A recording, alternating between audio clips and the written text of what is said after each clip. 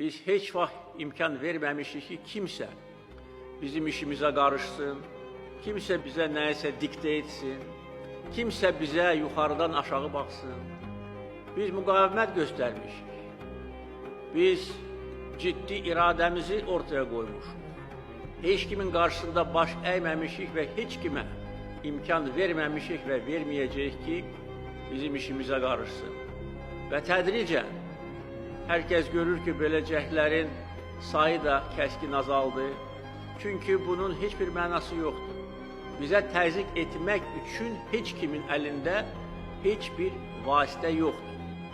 Bizim güclü siyasi iradəmiz, xalq iqtidar birliyi, hərbi gücümüz, iqtisadi potensialımız, enerji siyasətimiz, nəqliyyat imkanlarımız və digər amillər bizi o qədər gücləndirib ki, heç kim bizə öz iradəsini diktə edə bilməz.